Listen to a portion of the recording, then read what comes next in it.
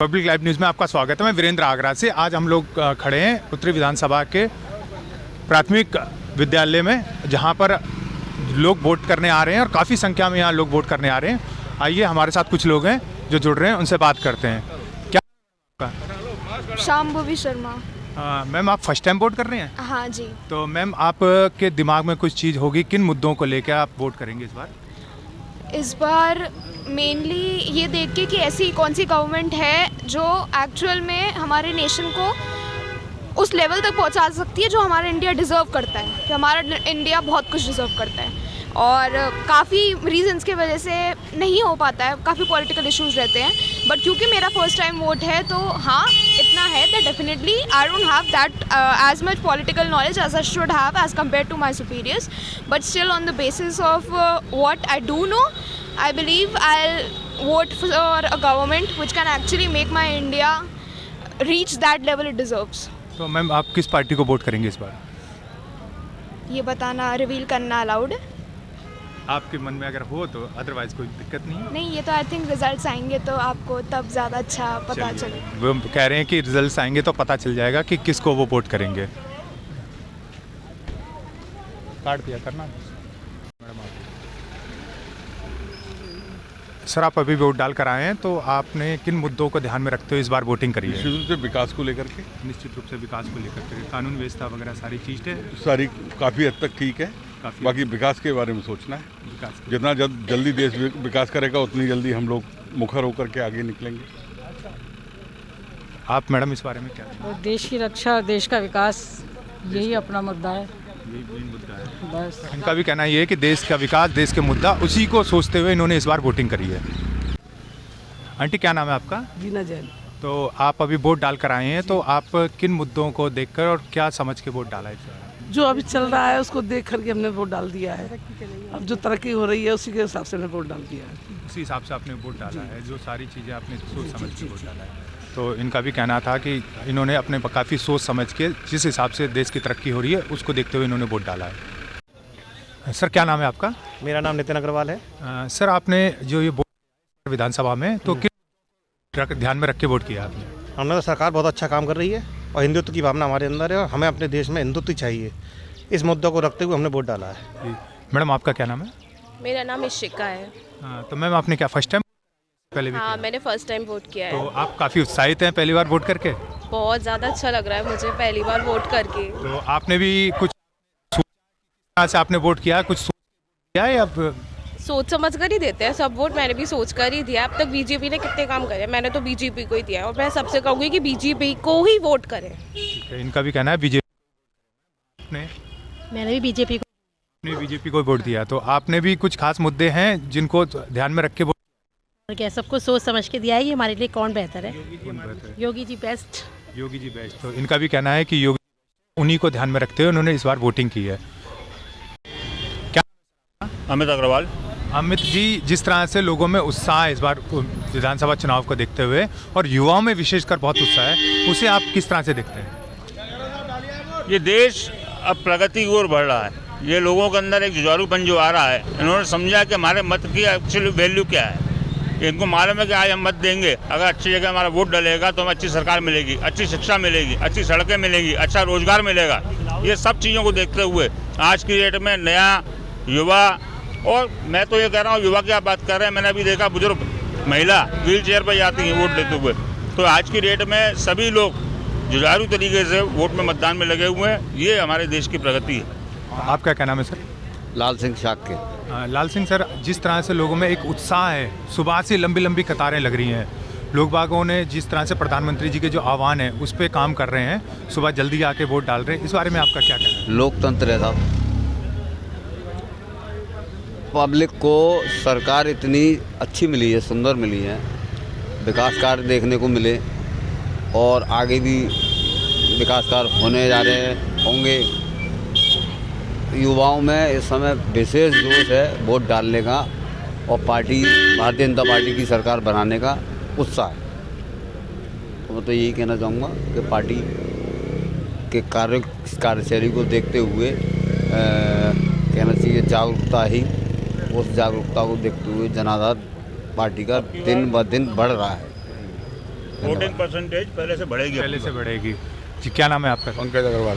Pankaj sir, जिस तरह से सुबह से लंबी लंबी कतारें लगी हैं और विशेषकर जो पहली बार आ रहे हैं लोग, युवा जो वोट डालने आ रहे हैं, उनमें काफ़ी उत्साह है और वो भी, हमने काफ़ी युवाओं से हमारी बात हुई, वो यही कह रहे हैं कि इस बार हम बीजेपी के साथ जा रहे हैं। इसका कोई खास कारण? ये चुनाव राष्ट्र निर्माण के लिए है। जो चुनाव हो रहा है राष्ट्र निर्माण के लिए हो रहा है और भारत बदल रहा है और युवा भी नए भारत के साथ है। और ये चुनाव भाजपा और कांग्रेस का सभा का नहीं है, ये राष्ट्र निर्माण को मजबूत करने का चुनाव है। और जो आप लंबी लंबी नौजवानों की कतारें देख रहे हैं, ये 10 तारीख को कमल के खिले हुए रूप में नजर आएगा और इतना कमल खिलेगा कि शायद इसकी सुगंध पूरे हिंदुस्तान में जाएगी। तो आप कितनी आशा कर रहे हैं इस बार कितनी बीजेपी की सीटें आएंगी? बीजेपी की 325 प्लस सीटें आएंगी। 325 प्लस सीटें बिल्कुल। आएंगी। तो इनका भी कहना यही है कि इस बार जिस तरह से युवाओं में जोश है, बीजेपी की 325 प्लस सीटें आ रही हैं। परी कोठारी। तो मैम, जो आपने जो वोट डाला है वो किन मुद्दों पे वोट डाला है इस बार? जी, मैंने अखिलेश भैया को इसलिए डाला है कि सिलेंडर महंगा है, ठीक है, घर की हर चीज़ महंगी, बच्चों की पढ़ाई महंगी, और जो बच्चे बीटेक वगैरह करके बैठे हुए हैं उनकी जॉब नहीं लग रही, कुछ नहीं हो रहा। जब पढ़ा लिखा नेता आएगा तभी तो कुछ होगा। पढ़ा लिखा नेता आएगा तभी कुछ होगा, आपका कहना ये है। तो महंगाई इसमें काफ़ी हद तक हावी है, उससे आप कैसे? बहुत है, क्योंकि देखिए सिलेंडर फ्री में तो बांट दिया जाता है, ठीक है ना। जब भरवाने जाओगे तो 1000 रुपये कैसे निकालें घर में से, बताइए। पढ़ाई इतनी महंगी, फिर 1000 रुपये का सिलेंडर भी निकालें, तो ये चीज़ है ना। बेरोजगारी आप किस तरह से देखते हैं? बेरोजगारी इस तरीके से देखते हैं, जो बीटेक करे हुए बच्चे हैं वो ऑटो चला रहे हैं, इससे ज़्यादा बेरोजगारी क्या होगी बताइए। फिर पेरेंट्स अपने बच्चों को पढ़ाते क्यों हैं?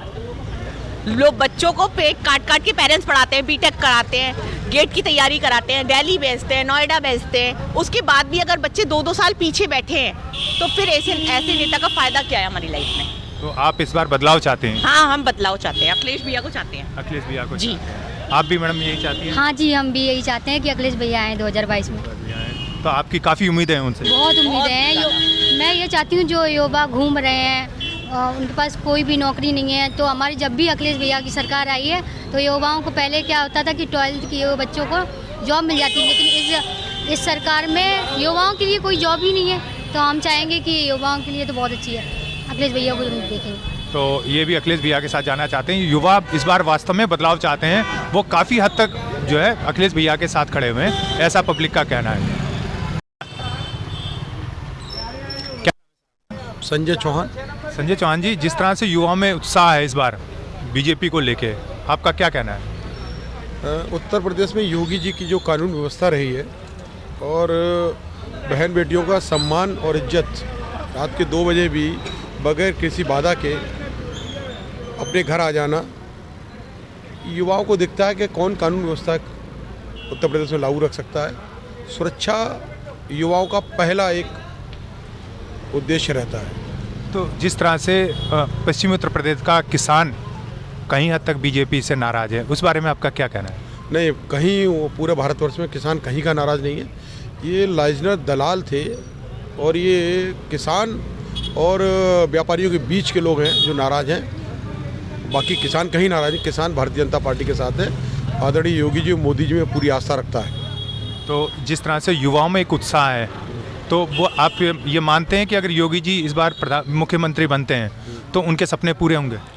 ये तय है कि योगी जी ही उत्तर प्रदेश में मुख्यमंत्री बनेंगे और उनके नेतृत्व में भारतीय जनता पार्टी की सरकार चलेगी और युवाओं की कल्याणकारी नीतियां योगी जी प्रभावी रूप से लागू करेंगे। ये थे हमारे साथ जो बता रहे थे कि इस बार योगी जी मुख्यमंत्री पुनः दोबारा से बन रहे हैं और युवाओं के जो भी उनके सपने हैं वो पूरे होंगे। क्या? हिमांशु सिंह। हिमांशु सिंह जी, आपने पहली बार वोट डाला है? जी। तो आप कितने उत्साहित हैं इस बार वोट डाल के? जी, उत्साहित तो था मैं, क्योंकि फर्स्ट टाइम है ऑब्वियसली, तो काफ़ी अच्छा एक्सपीरियंस रहा। डाला, लगा कि हाँ कि अपनी एक टीनेज उम्र से हम इसमें आ गए हैं और काफ़ी अपने राइट वाली फीलिंग आई। राइट वाली फीलिंग आई। तो आपने कौन से ऐसे मुद्दे हैं जिनको ध्यान में रख के इस बार वोटिंग करी है? जी, मुद्दे तो एक्चुअली क्या है कि काफ़ी न्यूज़ में भी दिख रहा है और काफ़ी पब्लिक में भी लोगों में चर्चा है कि जो इस बार की जो पार्टी है वो अखिलेश यादव की ही आनी चाहिए। तो मैंने तो अपना वोट वहीं दिया है और लगता है कि ये वाली सरकार भी काफ़ी अच्छा प्रगति लाएगी अपने। युवाओं में एक अलग तरह की फीलिंग है, युवा क्या चाहते हैं? अखिलेश जी के साथ जाना? जी, हर किसी की सोच एक जैसी नहीं होती, ये हमारे ऊपर होता है कि हम क्या चाहते हैं। हम किस इंसान को पसंद कर रहे हैं, हमें किसको अपनाना है, ये हमारे ऊपर ही हो सकता है। मैं हर किसी की सोच तो नहीं जानता ना, तो जिसको जैसा लगता है वो वैसा करे। मैं तो अपने हिसाब से ही करके आया हूँ। आप अपने हिसाब से वोट डाल कर आए हैं ना। क्या नाम है आपका? मेरा नाम अशोक कुमार चौहान। अब के हमारा यानी सारे वोट का एक वो है रुझान के पब्लिक बदलाव चाहती है। मेन मुद्दा है विकास का, बेरोज़गारी का, महंगाई का। इस समय जनता ये चाह रही है कि वोट का कुछ बदलाव चाहिए, तो हम लोग सारी जनता अब एकदम बदलाव चाह रही है। एक तरह से बदलाव चाह रहे हैं। जी हाँ। तो आपके कोई खास मुद्दे ऐसे हैं विकास को लेकर के, आपके क्षेत्र में कोई ऐसे काम है जो अभी तक नहीं हो पाए? अभी तक हमारे क्षेत्र में जहाँ पर देखें, जहाँ हम रहते हैं महाराणा प्रताप नगर के अंदर, वहाँ पर गंदा साम्राज्य फैला हुआ है। नाला एकदम सड़ा हुआ है, नाला टूटा हुआ है, घरों में लोगों के पानी भर जाता है, गंदगी है। आज तक कोई भी क्षेत्र का पार्षद या सब सांसद कोई भी चीज़ देखने नहीं आया है। बरसों से महामारी फैली हुई है और हम अब के ये चाह रहे हैं कि ऐसा कोई नेता हमारे क्षेत्र में आया है जो हमारे क्षेत्र का विकास कर पाए। तो आप भी इस बार विकास को ध्यान में रख के वोट करेंगे? बिल्कुल सत्य। तो जिस तरह से पुरुषोत्तम खंडेलवाल जी सिर्फ वादा करते रहे और उन्होंने कोई कार्य नहीं किया, तो क्या फिर आप इस बार उनके साथ जाएंगे? जी नहीं, वो इस समय एक बार भी नहीं आए खंडेलवाल जी ने। वहाँ पर कोई क्षेत्र में देखा ही नहीं है कि यहाँ के लोगों को कैसी दुर्दशा हो रही है और किस तरह से अपने जीवन ज्ञापन कर रहे हैं। तो हम लोग बदलाव चाह रहे हैं। आप बदलाव चाह रहे हैं? जी हाँ। तो इस बार पब्लिक एक तरह से बदलाव चाह रही है, वो किस हद तक नकारना भी चाहती है वर्तमान विधायक को। मैं अपने साथी कैमरामैन राजू स्वामी के साथ, पब्लिक लाइव न्यूज़, आगरा।